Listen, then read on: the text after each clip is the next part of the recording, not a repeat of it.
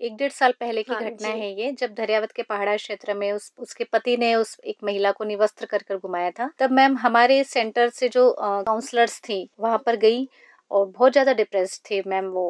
उनकी काफ़ी मदद करी मैम। 1 महीने तक रहने के बाद मैम उन महिला में काफ़ी चेंज आया मैम। नमस्ते श्रोताओं, मैं हूं आरजे कृतिका। चल रहा है हमारा शो सखी संवाद, जहां हम रोजाना महिलाओं से बातें करते हैं और उनके अनुभव और उनकी बहुत सारी बातें जानते हैं। वन स्टॉप सेंटर जो राजस्थान सहित पूरे भारत में महिलाओं के खिलाफ हिंसा की रोकथाम और पीड़िताओं को सहायता प्रदान करने के लिए चलाई जा रही है। वन स्टॉप सेंटर एक ऐसी जगह होती है जहां घरेलू हिंसा, दहेज प्रथा, यौन शोषण, एसिड अटैक, मानव तस्करी जैसी किसी भी प्रकार की हिंसा से पीड़ित महिलाओं को एक ही स्थान पर कानूनी, चिकित्सा परामर्श और पुलिस सहायता और अस्थायी आश्रम उपलब्ध कराया जाता है। और आज हम इस वन स्टॉप सेंटर के बारे में डिटेल से जानेंगे। अभी हमारे बीच में वन स्टॉप सेंटर से लीगल एडवाइजर नेहा जी तिवारी है। मैम, हमारे रेडियो 9 स्टेशन पे आपका बहुत बहुत स्वागत है। Thank you Kritika ji. Ma'am, सबसे पहले आप वन स्टॉप सखी सेंटर क्या है, इसे आप डिटेल से समझाइए। हमारे प्रतापगढ़ में एक सेंटर चलता है, वन स्टॉप सेंटर, जहां पर हम हिंसा से पीड़ित महिलाओं और बच्चियों को एक ही जगह पर सहायता प्रदान करते हैं। समाज कल्याण व महिला सशक्तिकरण विभाग ने स्थापित किया है। वन स्टॉप सेंटर एक ऐसा सेंटर है मैम जहां पर कोई भी ऐसी महिलाएं जो कि चाहे उन्हें आपातकालीन सहायता चाहिए होती है या गैर आपातकालीन सहायता चाहिए होती है, उन्हें हम चिकित्सा सुविधा प्रदान करते हैं और कानूनी सलाह, मनोवैज्ञानिक परामर्श जैसे हम कई सुविधाएं प्रदान करते हैं, जहां पर आकर ये महिलाएं अपनी समस्याओं के लिए मदद प्राप्त कर सकती हैं।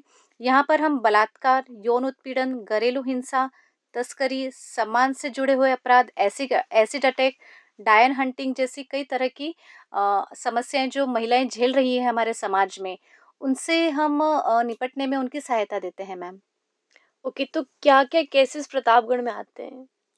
मैम प्रतापगढ़ में ज़्यादातर तो घरेलू हिंसा से संबंधित केसेस आते हैं, क्योंकि यहाँ यहाँ पर जो आसपास के गांव का वातावरण ज़्यादा है मैम। यहाँ पर महिलाएं अपेक्षाकृत कम शिक्षित हैं, तो जो पुरुष वर्ग है अधिकतर शराब के नशे में जब रात को घर जाता है, अपनी पत्नी के साथ मार-पिटाई करता है, लड़ाई झगड़े करता है। उनके बच्चे भी होते हैं मैम, 2-3 बच्चे होने के बावजूद भी उन पुरुषों को कोई परवाह नहीं होती कि महिलाएँ अगर हमें छोड़कर चली जाएगी तो हमें हमारे साथ कैसा क्या रहेगा? पर फिर भी अधिकतर वो लोग मार-पिटाई करते ही जाते हैं।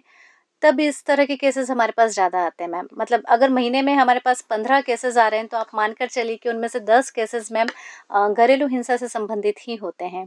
ओके, तो आप उन्हें किस प्रकार सहायता उपलब्ध कराती है? अगर अपन डोमेस्टिक वायलेंस की ही बात करें, तो हाँ जी। उससे महिला को किस प्रकार इसमें आप सहायता प्रदान करती है? जब केसेस हमारे सेंटर पर आते हैं, तब हमारे सेंटर पर उन महिलाओं को काउंसलिंग देने के लिए कुछ चरण होते हैं मैम। सबसे पहले तो हम मैम उनसे एक रिश्ता कायम करते हैं। ओके। क्योंकि जो भी महिला हमारे सेंटर पर आ रही है, तो उसका कंफर्टेबल होना बहुत ज़रूरी बिल्कुल। है ना? क्योंकि वो महिलाएँ इतनी ज़्यादा पीड़ित होती हैं, शिक्षित वर्ग हो या अशिक्षित वर्ग हो मैम, अमीर हो, गरीब हो, मतलब ये जो घरेलू हिंसा है मैम, ये ना जाति से रिलेटेड है, ना किसी लाइफ़स्टाइल से रिलेटेड है। हर जी। हर क्लास में, इवन हायर सोसाइटी में भी मैम घरेलू हिंसा के काफ़ी सारे केसेस आते हैं। तो सबसे पहले मैम हम उनसे एक रिलेशन मेंटेन करते हैं। ओके। जब लेडी हमारे सेंटर पर आती है, तब हम उन्हें एक ऐसा वातावरण देते हैं जहाँ पर वह पूरी तरह से सुरक्षित महसूस करती हैं। हम उनसे एक रिश्ता कायम करने का कोशिश करते हैं, एक ऐसा रिश्ता जहाँ पर वो बैठकर अपनी मन की बात कर सकें। हम उन्हें इतना कॉन्फिडेंस में लेते हैं कि वो अपनी सारी बात हमें बता सकें। फिर हम उनकी सारी बातें सुनते हैं मैम। फिर हमारा मोटो ये रहता है मैम कि हम जानना चाहें कि महिला क्या चाहती हैं। हम अगर महिला ये चाहती है कि हम उनके पति को बुलाएँ, जी। तो हम उनके पति को बुलाते हैं। अगर वो चाहती है कि हमारे मायके पक्ष, ससुराल पक्ष सभी को बुलाया जाए, तो हम उन्हें बुलाते हैं। अगर वो नहीं चाहती है मैम, तब हम उन्हें कंसल्ट करके या उन्हें हम किस तरीके से आगे, वो कोर्ट में अगर केस करना चाहती हैं, तो किस तरीके से वो आगे एक्शन ले सकें, उसमें हम उनकी काउंसलिंग करके हम फिर मैम वो चली जाती है मैम। लेकिन हम उनका टाइम टू टाइम फ़ॉलो-अप भी लेते हैं कि अभी उन्हें कोई प्रॉब्लम तो नहीं है। जी, लेकिन जी। अगर वो चाहती है कि नहीं, हमारे पति को भी बुलाया जाए, मायका पक्ष भी बुलाया जाए, ससुराल पक्ष भी बुलाया जाए, क्योंकि मैम हस्बैंड का ये मैटर होता है कि वो लोग कोर्ट जाने के बाद भी उनकी डेट पर वो आते नहीं हैं।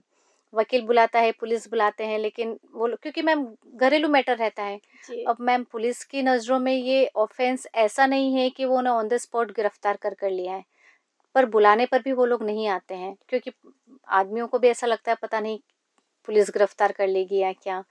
तब हम हमारे सेंटर पर उनको बिठाकर और एक म्यूचुअल अंडरस्टैंडिंग के साथ मैम हम सॉर्ट आउट करने की कोशिश करते हैं।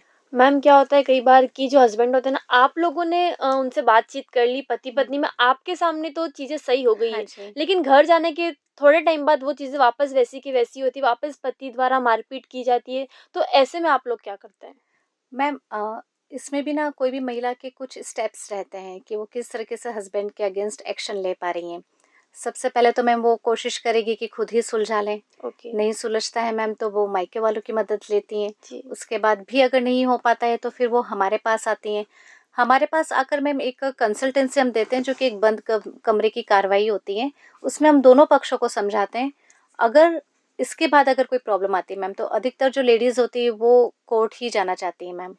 वो ये बोलती है कि या तो मुझे तलाक के लिए मुझे केस फाइल करना है, या फिर मुझे गुजारा भत्ते के लिए मुझे केस फाइल करना है। क्योंकि मैम बहुत सी महिलाएं ऐसी होती हैं जो मायके में रह तो रही हैं, लेकिन अशिक्षित होने के जी। कारण वो नहीं कमा पाती हैं। तब मैम फिर हम उनकी कोर्ट केस करने में मदद करते हैं। आपके वन स्टॉप सखी सेंटर पर हम्म। उन्हें कितने दिन का आश्रय दिया जाता है? मैम हम उन्हें 5 दिन का अस्थायी आश्रय प्रदान करते हैं, जिनमें हम उन्हें चाय नाश्ता, दोनों वक्त की चाय नाश्ता, दोनों वक्त का खाना हम उन्हें प्रोवाइड करते हैं। इसके बीच में भी अगर उन्हें कुछ और भी चाहिए होता है मैम, जी। हम वह भी उन्हें देते हैं।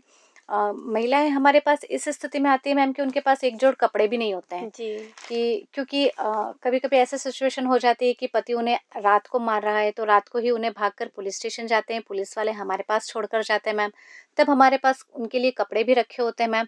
तो महिला जिस भी स्थिति में है, जहाँ पर भी है, अगर वो तुरंत हमसे सहायता प्राप्त करना चाहती है, तो मैम उन्हें कुछ भी सोचने की ज़रूरत नहीं है कि मैं वहाँ पर रहकर क्या पहनूंगी, या हमारे पास सारी फैसिलिटीज़ रहती है मैम। ओके, तो मैम एक चीज़ आपने बताई कि हाँ आपके जी। इसमें 5 सुविधा उन्हें मिलती है, बिल्कुल तो मैम। पुलिस सुविधा भी मिलती है। हाँ जी। तो ऐसा क्या है कि वो पहले पुलिस के पास ना जाकर पहले आपके पास है? अक्सर क्या होता है कोई भी केस होता है तो इंसान के दिमाग में पहले आता है कि पहले हमें पुलिस पुलिस के स्टेशन ही पास जाओ। हाँ जाना जी, हाँ चाहिए ना? जी, हाँ जी। तो पहले वो आपके पास क्यों आए? ऐसा हाँ ऐसा जी। क्या रीज़न है?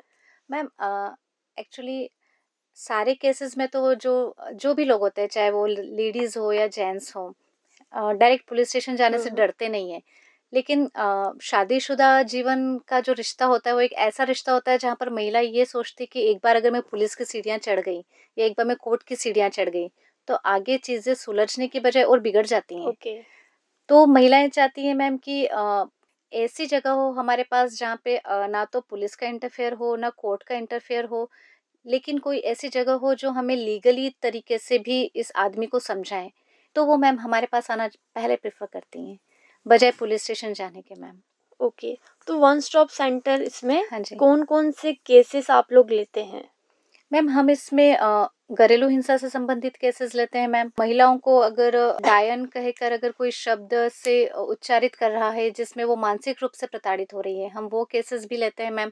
मैम महिलाओं से संबंधित हमारे पास सारे केसेस, चाहे वो रेप केसेस हो या गुमशुदगी के केसेस हो, या महिलाओं को किसी भी तरह की हेल्प चाहिए मैम, सारे तरह के केसेस मैम हम हैंडल करते हैं। लव मैरिज के केस में क्या होता है कई बार दोनों हाँ भाग जी। जाते हैं, तो ऐसे जी। केस में आप लोग क्या करते हैं? मैम कुछ केसेस ऐसे आते हैं जब जो लव मैरिज से रिलेटेड होते हैं, जिसमें पेरेंट्स तैयार नहीं होते हैं मैम, क्योंकि कुछ कास्ट प्रॉब्लम आ जी। जाती है, कुछ स्टेटस प्रॉब्लम आ जाती है।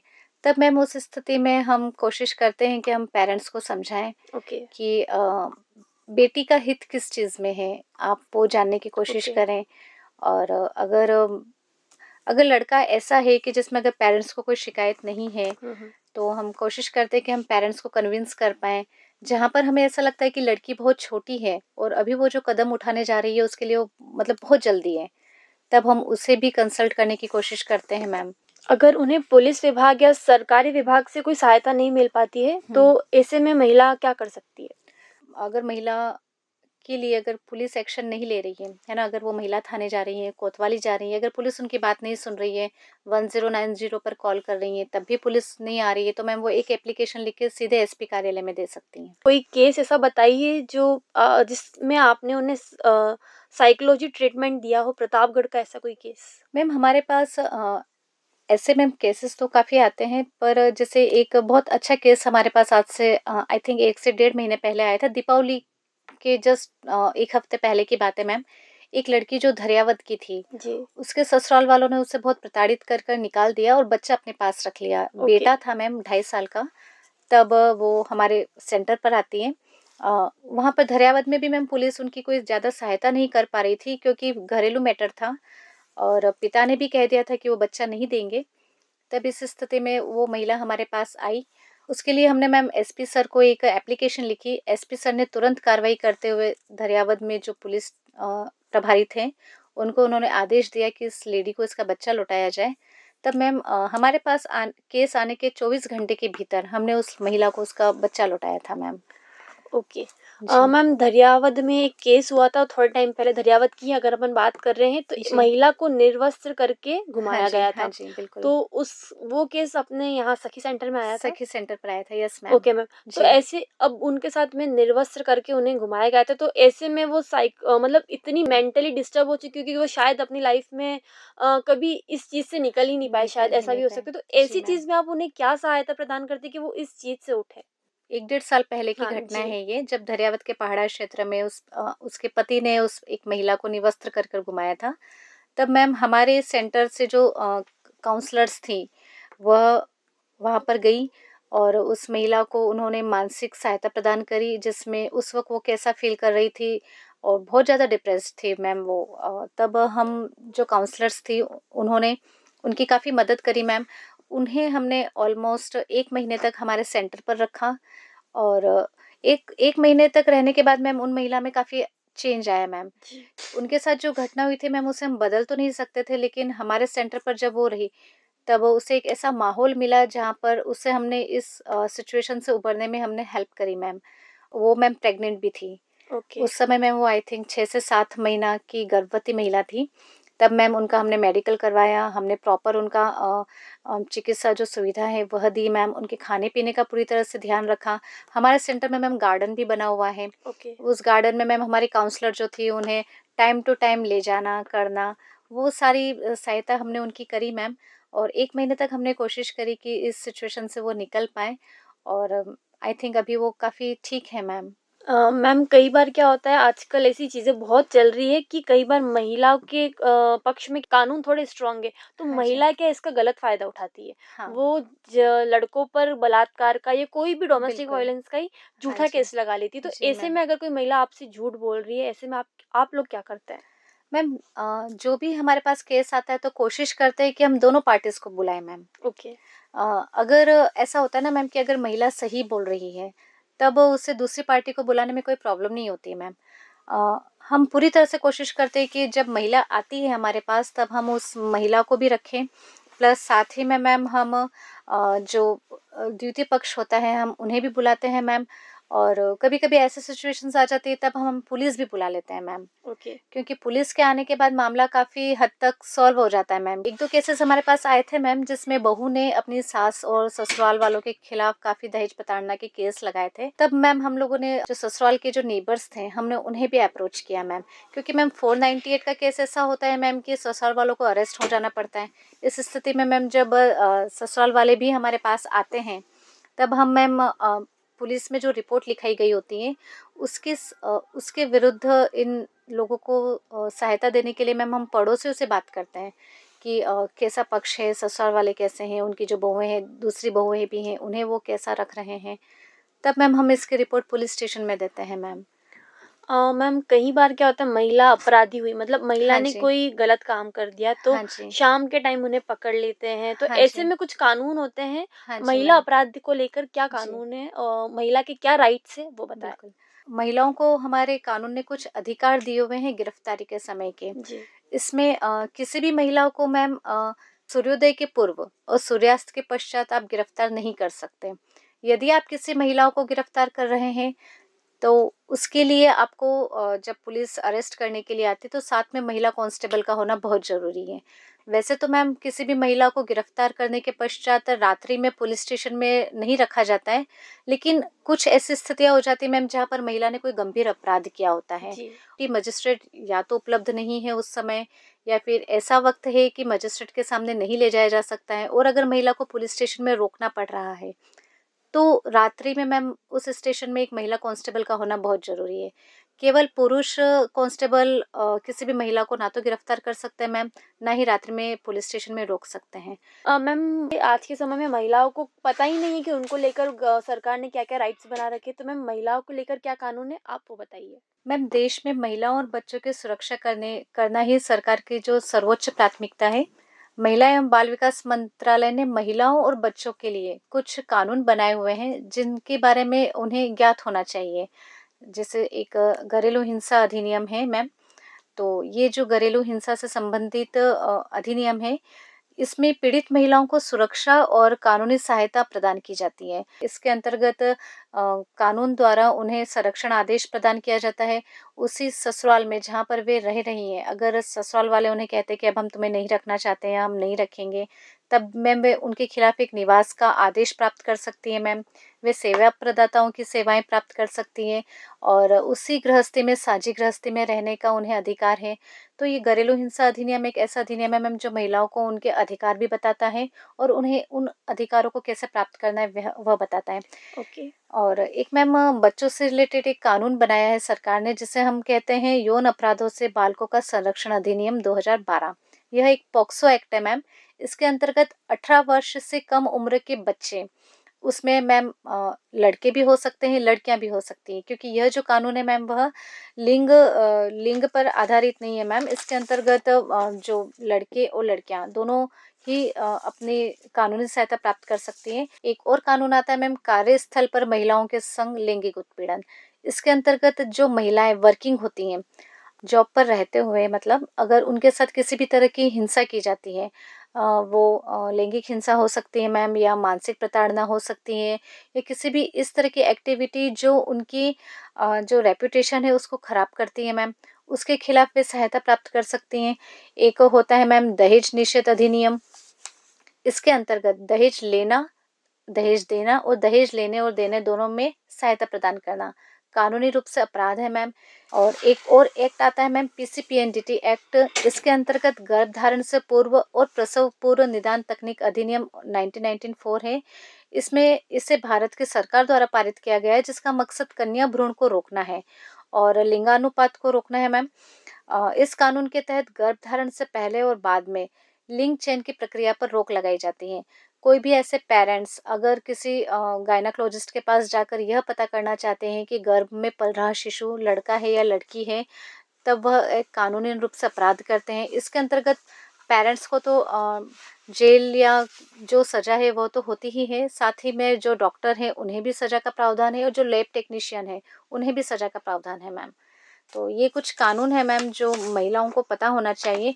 एक मैम जैसा कि हमारा जो प्रतापगढ़ है वह थोड़ा बैकवर्ड जी, जी। एरिया कह सकते हैं बैकवर्ड हम उन्हें, एरिया अपन हाँ। कह सकते हैं। मतलब मेरे कहने का मतलब यह है कि यहाँ पर एक ग्रामीण परिवेश ज़्यादा है, तो यहाँ पर बाल विवाह का चलन भी थोड़ा ज़्यादा है। ओके, जी, जी, जी। जी, तो बाल विवाह को रोकने के लिए कानून बनाया है हमारी सरकार ने, जिसे हम बाल विवाह निषेध अधिनियम कहते हैं।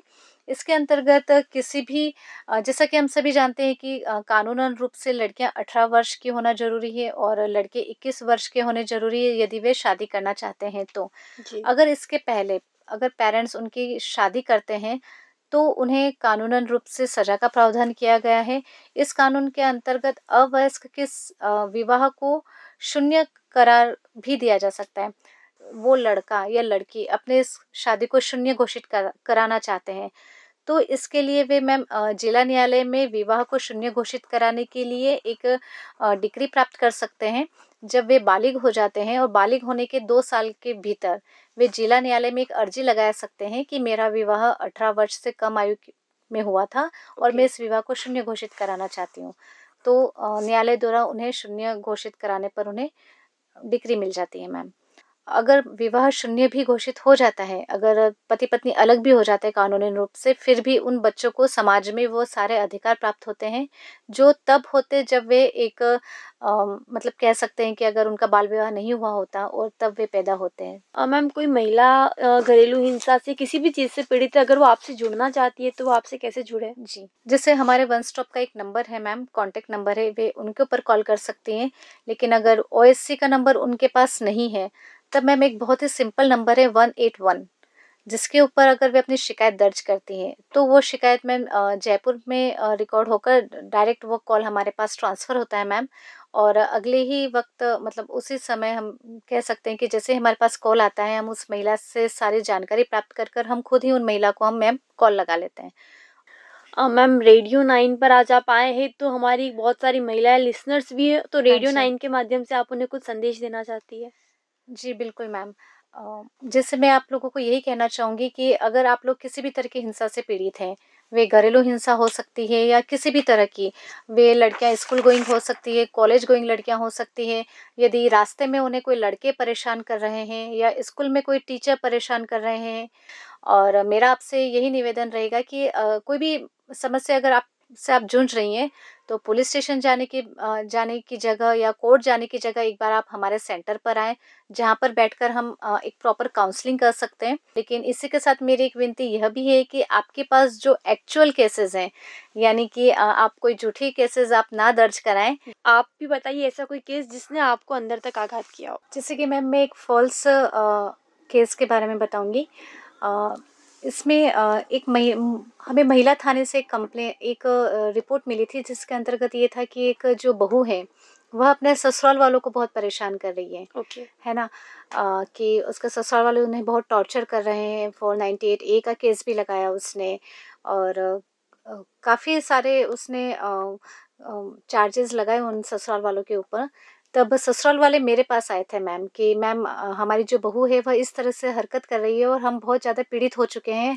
क्योंकि मैम बहुत सी बार अधिकतर जब हम घरेलू हिंसा की बात करते हैं, तो हमारे दिमाग में एक ही बात आती है कि पत्नियाँ पीड़ित हो रही है या तो पति से, या बहुएँ पीड़ित हो रही है अपने ससुराल वालों से। लेकिन कुछ स्थितियाँ ऐसी होती हैं मैम जिसमें बहुएँ गलत होती हैं। वे ना तो ससुराल वालों से पीड़ित हो रही होती हैं, ना पति से पीड़ित हो रही जी। होती हैं। तब मैम इस केस के अंतर्गत ससुराल वालों ने हमसे संपर्क किया कि मैम जो बहू है हम पर इतने गलत-गलत चार्जेस लगा रही है। तब हमने एक्चुअल कंडीशंस जानी, हम लोगों ने पड़ोसियों से बात करी मैम, इसमें हम लोगों ने पुलिस की सहायता करी मैम, ताकि मैम पुलिस को भी एक्चुअल कंडीशन पता हो सके मैम। और अभी जो वह ससुराल वाले हैं उन्हें काफ़ी रिलीफ़ मिल चुका है मैम, और जो उनकी बहू थी उन्होंने वो उन सारे चार्जेस को वापस ले लिया है मैम। मेन उद्देश्य होता है वह यही है कि जो एक्चुअल में पीड़ित महिलाएँ आएँ, वही हमारे पास आएँ, और हम पूरी तरीके से कोशिश करेंगे कि हम उनकी समस्या का समाधान कर सकें। उसी वक़्त अगर उन्हें पुलिस की सहायता चाहिए, तो एक महिला हेल्पलाइन नंबर है 1090, इस पर आप अपनी शिकायत दर्ज करा सकती हैं। जो बच्चे हैं अगर वे किसी भी तरीके से किसी भी तरह की हिंसा से पीड़ित हो रहे हैं, चाहे वे स्कूल में किसी साइकोलॉजिकल प्रॉब्लम से जूझ रहे हों, या उन्हें कोई भी सेक्सुअल कोई अब्यूज़ कर रहा हो, तो जो बच्चे हैं वे चाइल्ड हेल्पलाइन नंबर 1090 पर कॉल कर सकते हैं। मैं चाहती हूँ कि 5 मिनट में मुझे पुलिस की सहायता मिले, तब वे 112 यानी 112 नंबर पे वे कॉल कर सकती हैं। ओके। और एक नंबर है 181, जैसा मैंने आपको बताया, यह एक सीएम हेल्पलाइन नंबर है। सरकार का कोई भी विभाग हो सकता है, इसमें आपको घरेलू हिंसा से संबंधित होना ज़रूरी नहीं है। वे चाहे सड़क हो या बिजली से संबंधित समस्या हो, पानी से संबंधित समस्या हो, सरकार के किसी भी विभाग से संबंधित कोई भी समस्या हो, आप 181 पर अपनी शिकायत दर्ज करा सकते हैं। और पुलिस कंट्रोल रूम की जो सहायता है 100, ये भी आप सभी जानते हैं। और एक बात मैं आपको कहना चाहूँगी कि आजकल साइबर क्राइम काफ़ी हो रहे जी हैं, मैम। है ना? तो मेरी स्कूल में जितनी भी लड़कियाँ पढ़ती हैं या कॉलेज में जितनी भी लड़कियाँ पढ़ती हैं, उनसे एक यही गुज़ारिश है कि कोई भी ऐसे फ़ोटोग्राफ्स या कोई भी एक ऐसी प्राइवेट वीडियोज़ बनाकर आप किसी को भी शेयर ना करें। क्योंकि चाहे हम हमारे मोबाइल से डिलीट कर चुके होते हैं, लेकिन हम किसी ऐसे इंसान को भेज चुके होते हैं कि वो उसका आगे चलकर किस तरीके से आपका मिसयूज़ करेगा। आप सब पर विश्वास नहीं कर सकते हैं। और एक चीज़ और मैं आपको बताना चाहूँगी कि अगर है ना, कभी-कभी हम किसी पे इतना ज़्यादा विश्वास कर लेते हैं कि हम उन्हें इस तरह की पिक्स हम सेंड कर देते हैं, लेकिन फिर भी अगर आपको वह इंसान ब्लैकमेल कर रहा है, तब आप हमारे पास आ सकती हैं या आप साइबर सेल में जाकर आप मदद ले सकती हैं। आपको डरने की ज़रूरत नहीं है, आपको कोई भी गलत कदम उठाने की ज़रूरत नहीं है। और एक हेल्पलाइन नंबर है 1930, एक साइबर हेल्पलाइन नंबर है, जिसमें अगर मोबाइल से रिलेटेड या साइबर सिक्योरिटी से रिलेटेड कोई भी ऐसी मैटर होता है, तब आप इस पर अपनी कंप्लेंट फाइल कर सकते हैं। तो चलिए अब उन महिलाओं से बात करते हैं जिन महिलाओं को वन स्टॉप सखी सेंटर से सहायता प्राप्त हुई। तो सबसे पहले हम एक महिला को कॉल करेंगे, तो चलिए सुनते हैं। नमस्ते मैम, मैं रेडियो 9 से कृतिका बात कर रही हूँ। मैम आपका बहुत बहुत स्वागत है हमारे शो में। हेलो। हाँ। हाँ मैम। नमस्ते मैडम, नमस्ते। नमस्ते मैम, आप ये बताइए कि आपके घर में क्या केस हुआ था और आपको वन स्टॉप सखी सेंटर से क्या सहायता मिली? हमको तो बहुत सहायता मिली, इनकी वजह से ही हमारा थोड़ा केस हुआ और बहुत अच्छी मतलब हमको रिस्पांस मिली है। मैम थोड़ा सा इसको बताएंगे कि क्या हुआ था?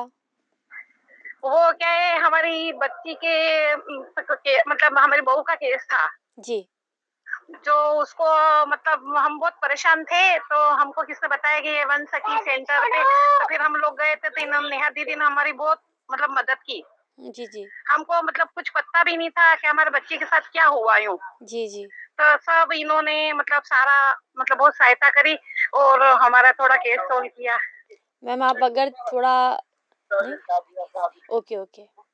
ओके मैम, बहुत-बहुत धन्यवाद मैम आप। नमस्ते मैम, मैं रेडियो 9 से कृतिका बात कर रही हूँ। आपका स्वागत है हमारे शो में। जी। मैम जैसे कि ये नेहा जी ने आपके केस के बारे में बताया, तो मैम आप ये बताइए कि वन स्टॉप सखी सेंटर से आपको क्या सहायता मिली और इसके लिए आप महिलाओं को और क्या संदेश भी देना चाहेंगी, वो बताइए मैम पहले? मैम देखो, मैं इतनी ज्यादा नॉलेज तो नहीं आती, लेकिन इतना कहूंगी, वहाँ जो भी लेडीज मदद लेने जाएंगी, जी। उसको कभी निराश होके वहाँ से लौटना नहीं पड़ेगा। जी मैम। नेहा मैम ने और एक और मैम, उनका नाम ध्यान में नहीं है, हाँ, हाँ। उन दोनों मैम ने मेरा इतना सपोर्ट किया है। जी। मेरे को 24 घंटे में मेरा बच्चा दिलाया, मेरे को उन दोनों मैम ने जी, जी मैम। जी जान लगा दी। उन दोनों मैम ने मेरे खाने पीने का, मेरे को उसी समय मेरे को मेरे घर पे भेजा, व्यवस्थित अच्छी तरीके से भेजा उन्होंने। जी। बहुत सहायता करी उन्होंने मेरी, बहुत अच्छे हैं वो दोनों। जो भी सेवा मतलब जो भी जितनी बोलूं उतनी उन लोगों के बारे में तारीफ करना कम है, मतलब जी, बहुत जी। अच्छा सेंटर है वो। मैं यही कहूंगी, जो भी महिलाओं की कोई दिक्कत हो वो वहीं पर जाए, सखी सेंटर पे ही जाए। आपको क्या समस्या थी? आपको मैम क्या समस्या थी? मैम मेरा बच्चा ले लिया था और मेरे ससुराल वालों ने मार पीट के निकाल दिया जी। था। Okay, okay. तो मतलब आपका यही कहना है ना कि वन स्टॉप सखी सेंटर में अगर कोई भी महिला जाती है तो उससे वहाँ पर सहयोग और मदद मिलती ही मिलती है ना? बिल्कुल मिलती है। ठीक है, ओके मैम, धन्यवाद रेडियो 9 से जुड़ने के लिए, धन्यवाद ma'am. Okay, thank you so much ma'am, radio 9 पर आने के लिए आपका बहुत-बहुत धन्यवाद। आशा यू करूँगी कृतिका कि जी। आपके इस इंटरव्यू से बहुत सी महिलाओं को हेल्प मिले। बिल्कुल बहुत-बहुत मैम। धन्यवाद मैम। जी, थैंक यू मैम।